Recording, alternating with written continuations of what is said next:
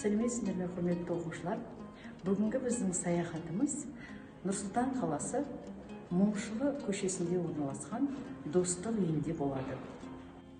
Ал енді балалар, біз саяхатымызды Достық үйіндегі конференц залынан бастағым келіп тұр. Бұл залда түрлі ұлт өкілдерімен кездесулер, келісім шарттар өткізілетін орын. Келесі біздің залымыз әр ұлт өкілдерінің этно-мәдени орталығының оқушыларының түрлі мерекелерде көрсететін іс-шара өткізетін, концерттік бағдарламаларды көрсететін орын.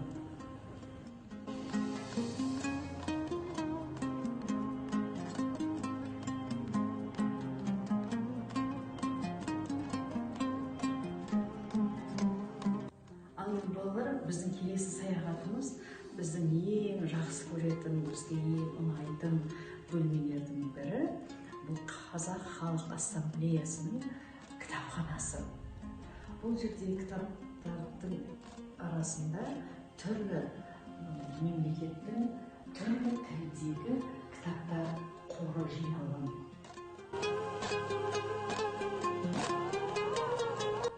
Сонымен қатар Достық үйінің екінші қабатының дәлізінде түрлі ұлт өкілдерінің ұлттық киімдерінің экспонаттары да қойылған. Міне тамашалап көрсеңіздер болады.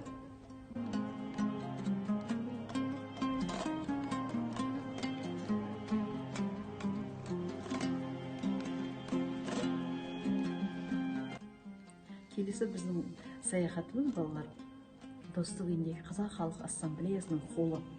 Бұл жерге кіретін болсақ, біздің ата-бабаларымыздың қолданған заттарымен танысасыңдар. Бұл холлға кірсек, біз өзіміздің тарихымызға оралғандай боламыз.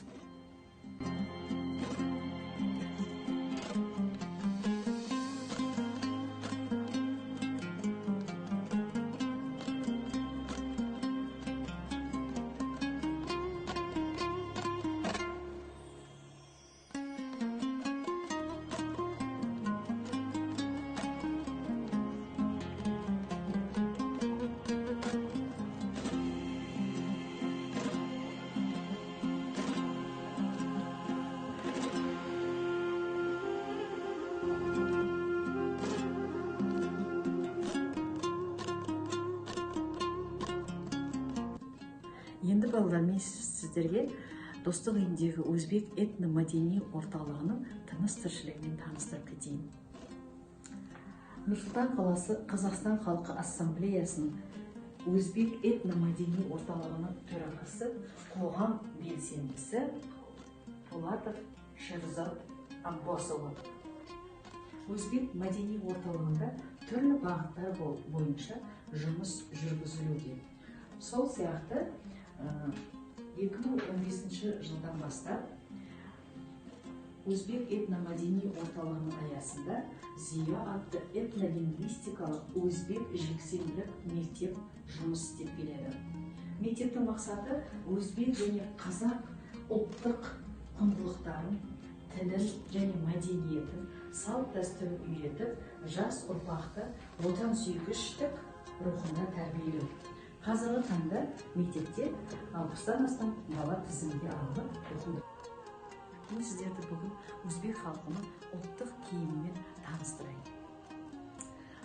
Өзбек халқының ұлттық киіміне қарайтын болсақ, ішінен киетін бір түсті жеңіл ұзын көйлегі және оның сыртында киетін шапаны және доппысы. Міне біздің өзбек халқының өте керемет, өте әдемі, ашық, жарқын түстермен тігілген ұлттық шапаны. Көріп тұрған болсаңыздар, бұл жерде түрлі әшекейлермен, әртүрлі тастармен әшекейлер тігілген. Ішіндегі көйлегі бір түсте болады, ал сыртындағы шапаны, көріп тұрғандарыңыздай, өте қыз келіншектерге өте жарасатын, түрлі түстегі түрлі тастармен әшекейленіп тігілген киім.